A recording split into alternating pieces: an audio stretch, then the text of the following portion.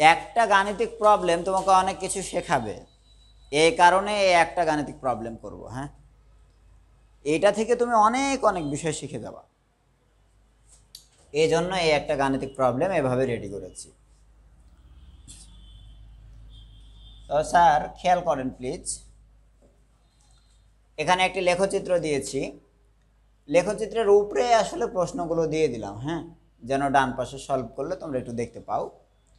লেখচিত্রে x অ্যাক্সিসের দিকে দিয়েছি আমরা সময়, আর ওয়াই অ্যাক্সিসের দিকে দিয়েছি বেগ।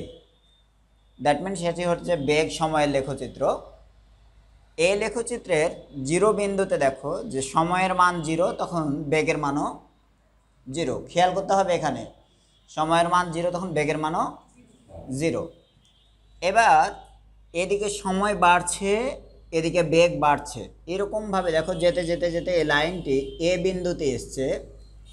এ থেকে ও যদি আমি এটা বলি, তাহলে একটি মূলবিন্দুগামী সরলরেখা, মূলবিন্দুগামী সরলরেখা। এখন এ পয়েন্টে সময়ের মান 10 সেকেন্ড, আর এ পয়েন্টে সোজাসুজি ওয়াই অক্ষ বরাবর কি দেওয়া রয়েছে, বেগ। তাহলে বলো এ পয়েন্টে বেগের মান কত, 20। এটা বুঝেছো তো? ঠিক আছে। আচ্ছা, তারপরে দেখো এই ডান দিকে এ থেকে বি, এটা একই সোজায় আছে, অর্থাৎ এইখানে বেগ বাড়েনি, সময় বেড়েছে। তাহলে 10 থেকে 25 সেকেন্ড পর্যন্ত যে সময়, ডান দিকে দেখো সময় বেড়েছে, তাই এই সরলরেখা এদিকে চলে যাচ্ছে, কিন্তু উপরের দিকে গেল না। উপরের দিকে গেল না মানে কি, বেগের মান বাড়েনি। আবার নিচের দিকেও নামলো না, তার মানে বেগের মান কমেনি, সোজাসুজি আছে। তাহলে বেগ কতটুকু রয়েছিল এই সময়ে? তাহলে 10 সেকেন্ড থেকে 25 সেকেন্ড পর্যন্ত বেগের মানটা কনস্ট্যান্ট ছিল, কত মিটার পার সেকেন্ড? ওকে, 20 মিটার পার সেকেন্ড। দেন বি বিন্দুতে আসার পরে লেখচিত্রটি দেখো যে বি বিন্দুতে আসার পরে সময় ডান দিকে আমরা যখন বাড়ছে, তখন বেগের মানটা ধীরে ধীরে উপরের দিক থেকে নিচের দিকে নামছে, মানে বেগের মান কি হচ্ছে, কমছে। কমতে কমতে 25 থেকে 35 সেকেন্ড সময়ের মধ্যে বেগ একদম কত হয়ে গেল, এই যে দেখো ওয়াই এক্স অ্যাক্সিসের উপর চলে এসছে, তার মানে ওয়াইয়ের মানটা এখন কত, 0। দ্যাট মিনস তার বেগের মান এখন 0। আমরা বোঝাতে পেরেছি? ঠিক আছে। এবার এই লেখচিত্রে এই প্রশ্নগুলোর উত্তর দেওয়াটা মোটামুটি সহজ হয়ে যাবে যদি তুমি এটা বুঝে থাকো। প্রথমে 1 নম্বরের সলিউশন আমরা দেখি। খেয়াল করবেন, ও এ অংশের ত্বরণ কত? ও থেকে এ পর্যন্ত এ অংশের ত্বরণ কত? ত্বরণ কত হবে? তাহলে ত্বরণের জন্য সূত্র আমার জানা রয়েছে, বেগের পার্থক্য ভাগ কিসের, সময়ের পার্থক্য। বুঝলে না বুঝনি? বলো এই সময়ের মধ্যে তুমি যদি সময়ের পার্থক্য বলো, 0 থেকে কয় সেকেন্ড, 0 থেকে কত, ইয়াল্লা ও এ অংশের মধ্যে নিব, তাই তো? সবাইকে বলতে হবে, নাহলে আমি বুঝবো না যে তুমি বুঝছো কিনা। তাহলে ও থেকে এ পর্যন্ত এর মধ্যে সময়ের পার্থক্য কতটুকু, 10 সেকেন্ড। তাহলে সময়ের মানটাকে আমরা চাইলে এটাও লিখতে পারি যে 10 মাইনাস 0। আর বেগের পার্থক্য কত, এর মান 20, আর ওতে কত ছিল বেগ, 0। তাহলে এটা হবে 20 বিয়োগ 0। আলটিমেটলি উপরে 20, নিচে 10। তাহলে এ সমান কত পেলাম, হ্যাঁ, 2 মিটার পার সেকেন্ড স্কোয়ার। বুঝলে তো? এই 2 মিটার পার সেকেন্ড স্কোয়ার। 2 নম্বরের সলিউশনটি একটু দেখে, 2 এর সলিউশন।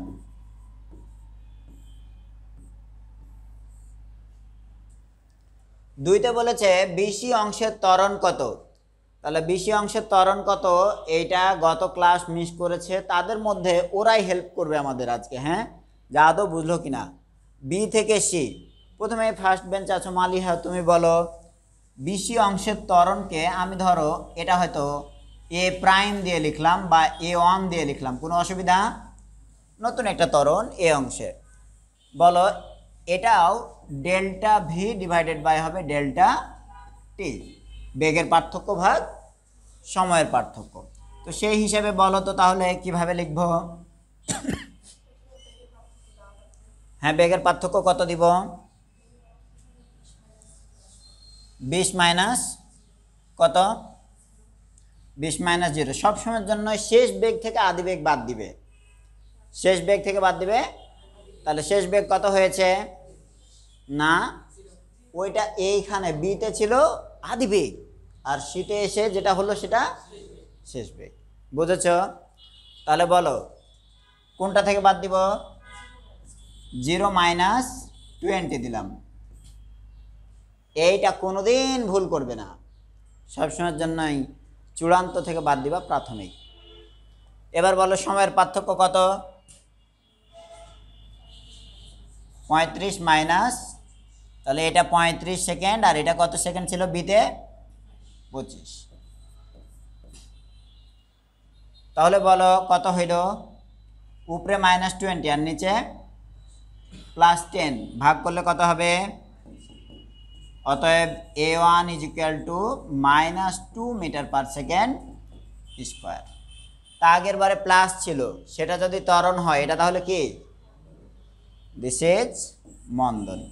যেহেতু বেগ ধীরে ধীরে কমতে কমতে শূন্য হয়েছে, অতএব ত্বরণ তো বলতে পারি না, এটা কি হয়েছে? মন্দন হয়েছে। হ্যাঁ, ঠিক আছে। এটাও যদি বুঝে থাকেন তাহলে এর পরের গাণিতিক প্রবলেম হচ্ছে যে ও এ বি সি এর ক্ষেত্রফল কত? এই যে ও এ বি সি এ অংশের ক্ষেত্রফল কত? তাকাও, একটুও মনোযোগ বিচ্ছিন্ন হবে না, নাহলে ওই সময়ের মধ্যেই তুমি হয়তো একটু কম শিখবা। তাহলে আমরা খুঁজতে চাচ্ছি কি? ও এ বি সি অংশের ক্ষেত্রফল। এটুকু মাথায় রাখিও যে রেজাল্টগুলো আমরা এই জায়গাতে আরেকটা কাজ করি।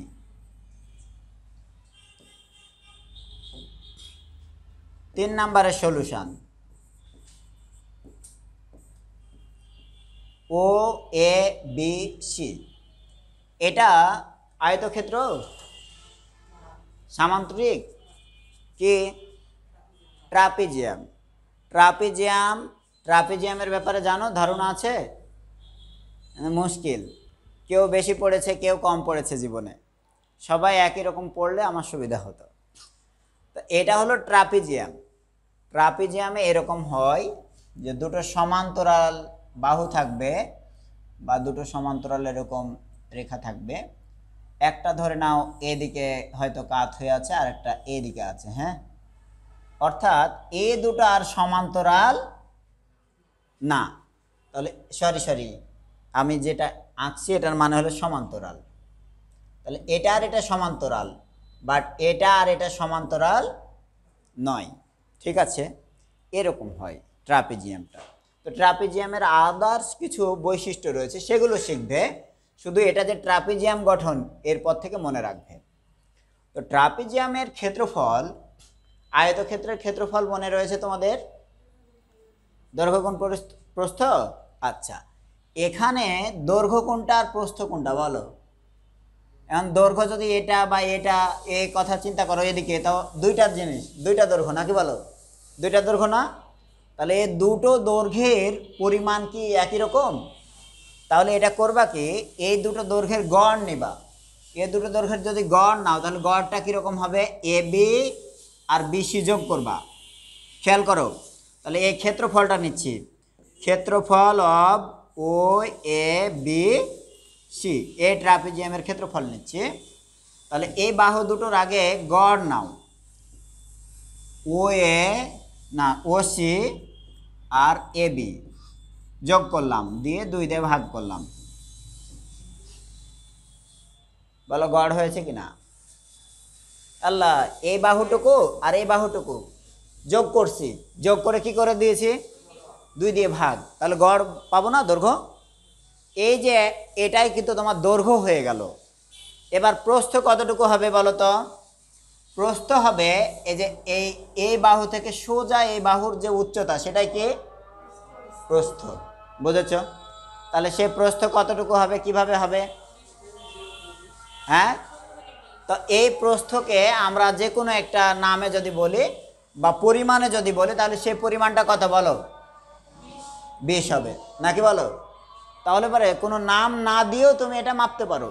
যদি আমরা হয়তো নামটা দিয়ে দিলাম এম থেকে কি এন, তাহলে গুণ দিয়ে দিলাম এম এন। এরপরে মনে রাখতে পারবে কিনা আগে বলো। ট্রাপিজিয়ামের ক্ষেত্রফল তাহলে আয়তক্ষেত্রের মতো, আমরা এই সমান্তরাল বাহু দুটোর গড় করে নিব, তাহলে দৈর্ঘ্য পেলাম, আর তাদের মধ্যবর্তী দূরত্ব নিলাম, এটার নাম হয়ে গেল উচ্চতা বা প্রস্থ। ওকে, হয়ে গেল দৈর্ঘ্য গুণ প্রস্থ। বুঝেছো না বুঝনি? মাথায় রাখতে পারবা তো? হ্যাঁ, না হলে সূত্র মুখস্থ করতে হবে তখন।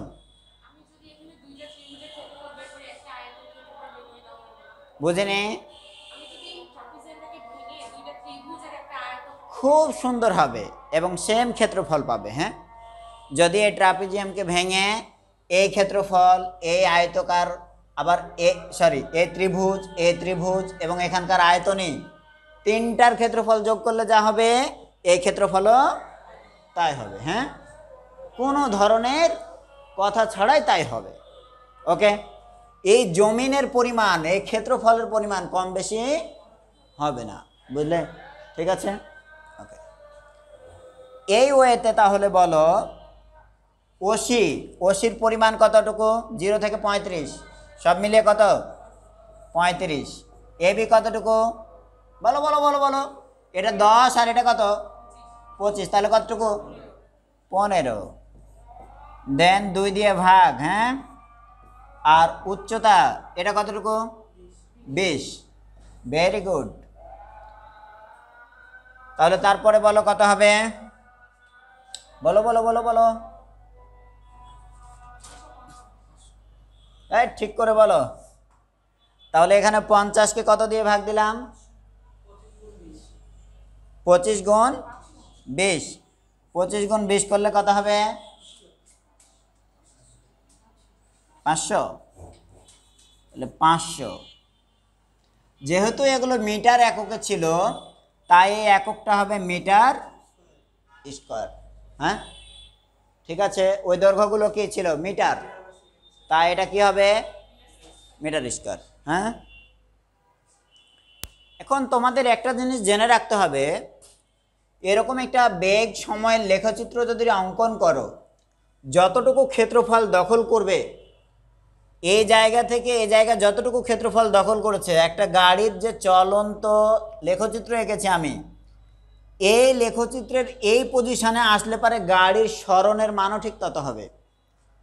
তাহলে ক্ষেত্রফল যতটুকু, এই লেখচিত্রের সরণের মানও ততটুকু। মনে থাকবে, সরণের মানও ততটুকু। বেগ আর সময়, আচ্ছা বুঝতে পারো নি তোমাদের? তাহলে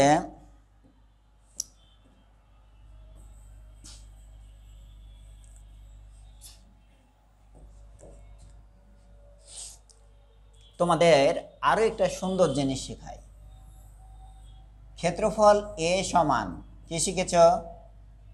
দৈর্ঘ্য গুণিত, ধরো দৈর্ঘ্যকে এল দ্বারা লিখলাম, প্রস্থকে বি, তাই না? এই তো, নাকি আর কিছু? দৈর্ঘ্য গুণিত প্রস্থ। তো এস সমান ভি ইন্টু টি শিখেছ?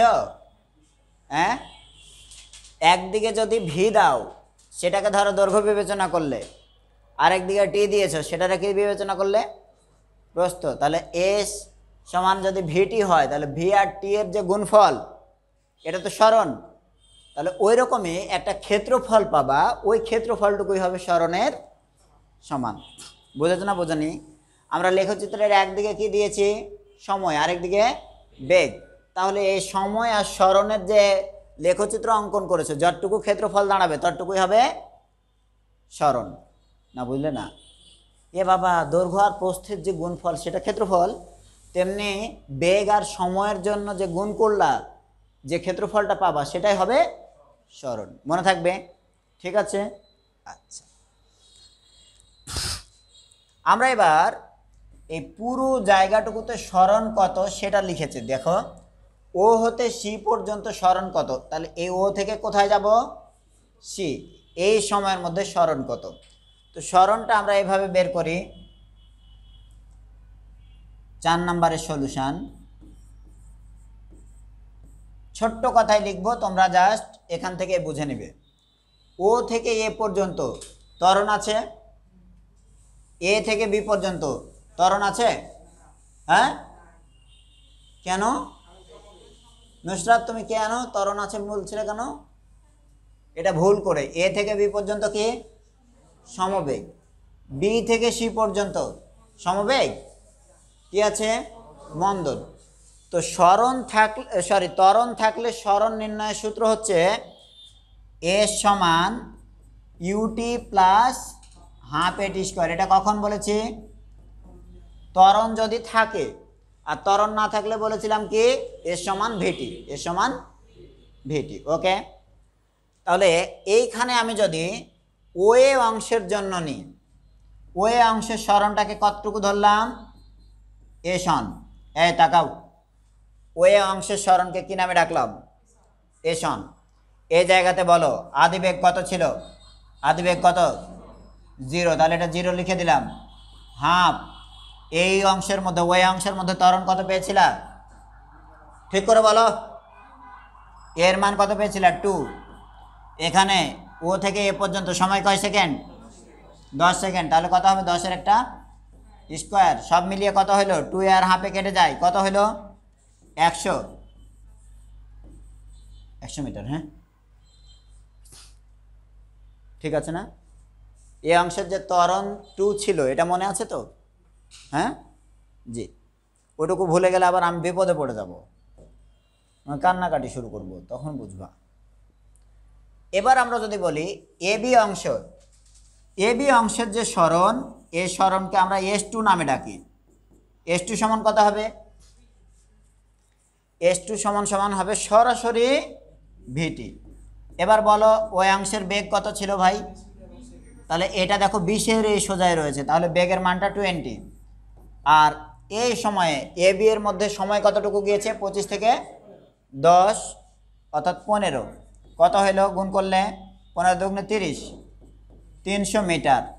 তাহলে ওটুকু হলো 100 মিটার, আর এটা 300 মিটার। হ্যাঁ, তারপরে এবার বিসি অংশ, বিসি অংশের জন্য যদি সরণকে S3 নামে ডাকি, তাহলে এখানে আবারও কিন্তু ত্বরণ বা মন্দন আছে। তাহলে কি এই এস সমান ভিটি সূত্র দিব? কোন সূত্র দিব? ত্বরণ সহ যেটা সেটা দিব। হ্যাঁ, দাও ইউটি প্লাস হাফ এটি স্কোয়ার। এই অংশের ত্বরণটাকে, এই অংশের ত্বরণকে আমরা E1 নামে ডেকেছিলাম। হ্যাঁ, আর এই অংশের যদি বেগটারে তুমি U1 নামে ডাকো, কোনো অসুবিধা? হ্যাঁ, ওই অংশের আদিবেগকে কি নামে ডাকলাম? U1। Very good. এবার লিখে ফেলো,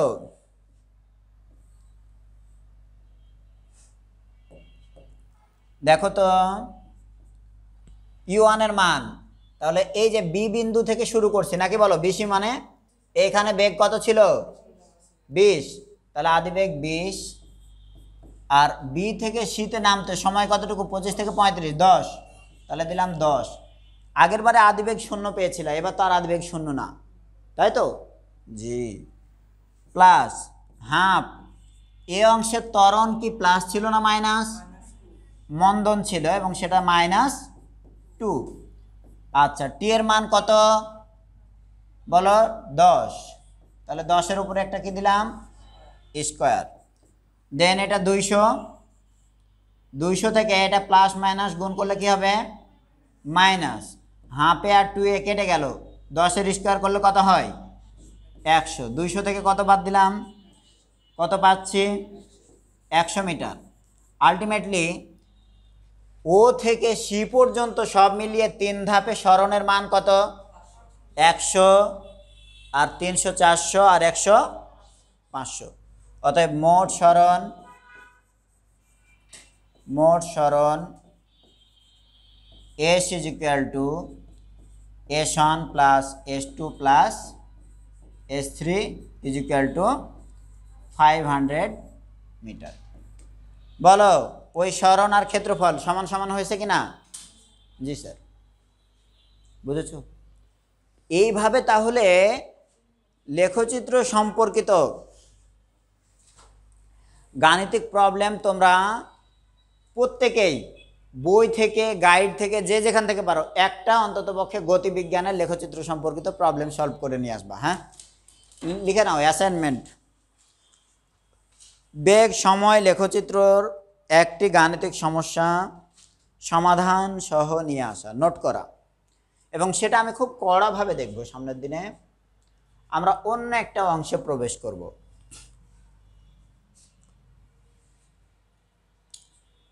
গতির সূত্র কয়টি মনে রয়েছে তো? হ্যাঁ, একজন হ্যাঁ বলল। আমি তো সবার কাছে হ্যাঁ শুনতে চাই। গতির সূত্রগুলো: ত্বরণের সূত্র, কবে যেন পড়াইলাম, তোমরা ছিল না নাকি? কবে? গত ক্লাসে কি পড়িস এটা? হ্যাঁ, ওই জন্য এ তো যত্ন করে পড়াইছি।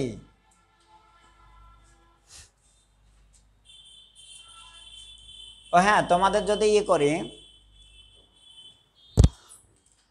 তাহলে তোমাদের বলি, ন্যানোকের সায়েন্স একাডেমি আছে না? ন্যানোকের সায়েন্স একাডেমি এসএসসির, ওইটাতে আজকে সবাই তোমাদের যে বন্ধু বান্ধবী আছে এদেরকে 20 জন করে ইনভাইট করবা, তাহলে পরে আজকের গত দিনের লেকচার আপলোড দিয়ে দেবো। হ্যাঁ, আল্লাহু আকবার। তাহলে আমার বন্ধু ধার নিবা আগে কিছু, ঠিক আছে? কিছু আমি বন্ধু ধার দিব সবার সঙ্গে। তাহলে চুক্তি থাকলো, এখনই আমি এডিট করে দিয়ে দেবো ছোট করে। হ্যাঁ, আচ্ছা শোনো, এখন আমরা একটা বিষয় বলি, একটা গাণিতিক প্রবলেম সলভ করব। তার আগে শুধু তুমি জেনে রাখবা, ত্বরণ এ সমান সূত্র ছিল ভি মাইনাস ইউ ভাগ টি। 2 নম্বরের সূত্র ছিল ভি সমান সমান ইউ প্লাস এটি। 3 নম্বরের সূত্র ছিল ভি স্কোয়ার সমান U square plus twice A S. 4 নম্বরের সূত্র ছিল এস সমান U T plus half of A T square. 5 নম্বরের সূত্র ছিল এস সমান ভিটি অথবা ইউটি, যাই বলো। 6 নম্বরের সূত্র ছিল এস সমান গড় বেগ ইন্টু সরণ না সময়, তাহলে গড় বেগ ভি প্লাস ইউ ভাগ 2, এটা গড় বেগ ইন্টু সময়। আর 7 নম্বরে এটা লিখিনি যদিও, এনতম সময়ের সরণ। এনতম সময়ের সরণ বলো এস এন। এস এন সমান সমান কত? U plus half A twice N minus 1। ঠিক আছে না নাবি? আছে? আচ্ছা, নাবি যদি মুখস্থ করে তোমরাও করবা নাকি? শুধু ও ভালো করলে হবে না তো, সবাইকে করতে হবে। দেখো,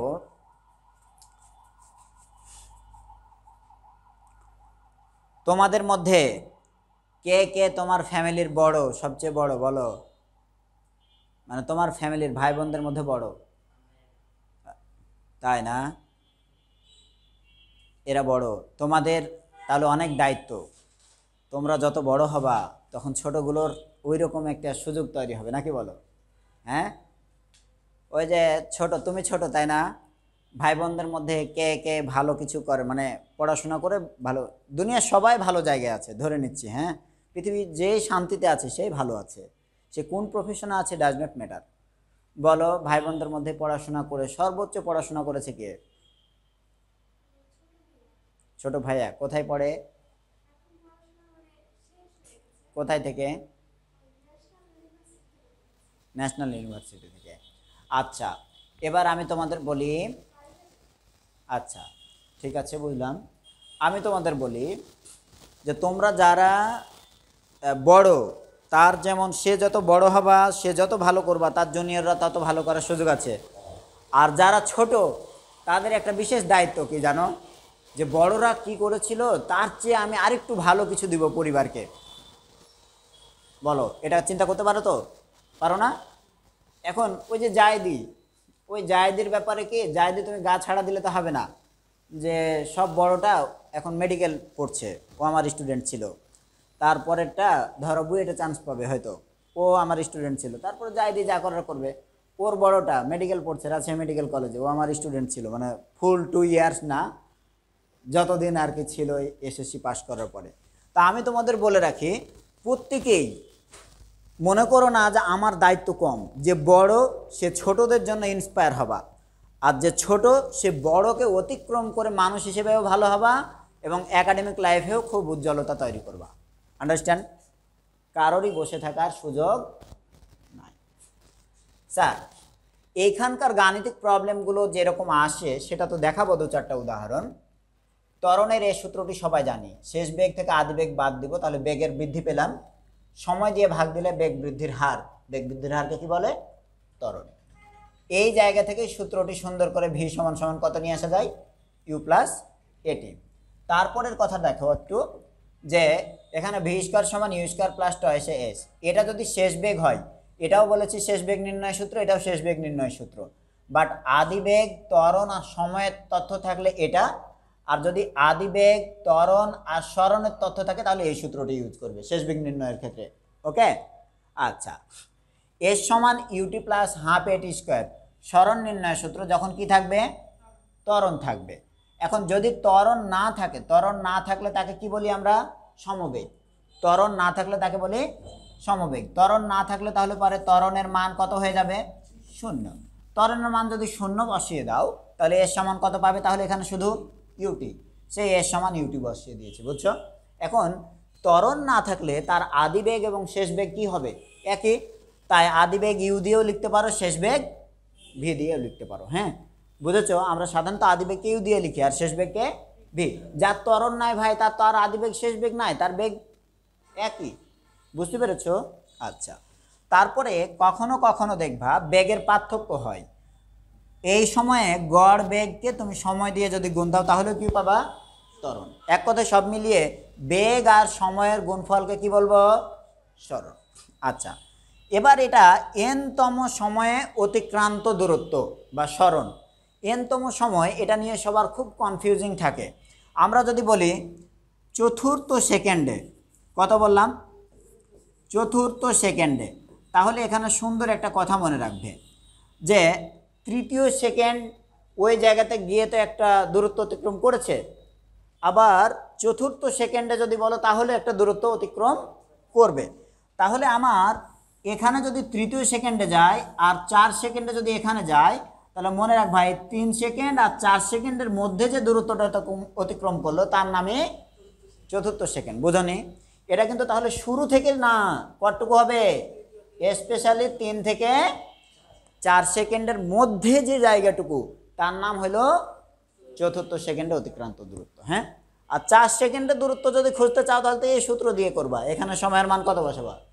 4 দিয়ে যেটা পাবা সেটা 4 সেকেন্ডের দূরত্ব। আর এটা কত বললাম? এটা চতুর্থ সেকেন্ডে, স্পেশালি 3 সেকেন্ড আর 4 সেকেন্ডের মাঝের যে দূরত্বটুকু। বুঝেছো না বুঝনি? এইটা যদি কেউ বুঝে তাহলে আর কোনদিন অসুবিধা নাই। এখন তোমাদের এই টাইপের গাণিতিক প্রবলেমগুলো যেগুলো আসবে সেটা একটা দিই। কোশ্চিন 1 ডেমো কোশ্চিন দিচ্ছি, দেখো তোমাকে তাহলে 2টো প্রশ্ন দিলাম। একটা প্রশ্ন ছিল এরকম, কোনো গাড়ির বেগ 15 মিটার পার সেকেন্ড থেকে 10 সেকেন্ডে বৃদ্ধি পেয়ে 75 মিটার পার সেকেন্ড হলো, ত্বরণ কত? হোমওয়ার্ক এগুলো। আর দ্বিতীয় প্রশ্নটি হচ্ছে, তুমি যেহেতু বিজ্ঞানের স্টুডেন্ট অতএব শুধু বিজ্ঞান নিয়ে থাকলে তো হবে না, তাই এটা একটা মানবিক প্রশ্ন, একজন অন্ধ ব্যক্তিকে বাঁচানোর প্রশ্ন। একজন অন্ধ ব্যক্তি রাস্তা পার হবার জন্য দাঁড়িয়েছিল, একটি গাড়ি 36 কিলোমিটার পার আওয়ার সমবেগে আসতে দেখে চায়ের দোকানে দাঁড়িয়ে থাকা রফিক 80 মিটার দূর থেকে 2 মিটার পার সেকেন্ড স্কোয়ার ত্বরণে দৌড় দিয়ে অন্ধ ব্যক্তিকে বাঁচানোর জন্য ছুটে যায়। উক্ত সময়ের মধ্যে অন্ধ ব্যক্তি রফিকের থেকে আরও 1 মিটার সামনে সরে গেছে। এখন সে যে দৌড় দিয়ে বাঁচাতে যাচ্ছে, এর মধ্যে অন্ধ ব্যক্তিও হেঁটে কিন্তু রাস্তা আরও কতটুকু গিয়েছে? 1 মিটার। আর আগে থেকেই সে কত মিটার সামনে ছিল? ওই ব্যক্তি 80 মিটার। ঠিক আছে, এবার বলছে গাড়িটির 10 মিটার যেতে কত সময় লাগবে। গাড়ির বেগ কিন্তু কিলোমিটার পার আওয়ারে দিয়েছে, তাকে কি করতে হবে আমার? Metre per second. হ্যাঁ, আচ্ছা, গাড়িটির 10 মিটার যেতে কত সময় লাগবে। দ্বিতীয় যে প্রশ্নটি অর্থাৎ ঘতে, এটা হলো উচ্চতর দক্ষতা। অন্ধ ব্যক্তি থেকে গাড়িটি 100 মিটার দূরে থাকলে তাহলে গাড়ি ধরে নিচ্ছে অন্ধ ব্যক্তি থেকে কত দূরে, 100 মিটার দূরে থাকলে গাড়ি অন্ধ ব্যক্তির নিকট আসার পূর্বে রফিক পৌঁছাতে পারবে কে না, গাণিতিকভাবে বিশ্লেষণ করো। সুন্দর কোশ্চেন, বাসায় গিয়ে ঠিকঠাক মতো সর্বোচ্চ চেষ্টা করবে। হ্যাঁ, এখন যে মনে করো যে আমি ভালো করতে চাই সব সাবজেক্টে, তাকেই একটু পরিশ্রম করতে হবে। অল্প পরিশ্রমে অল্প খাটাখাটনিতে ভালো তো হয় না। ওকে, বেস্ট অফ লাক।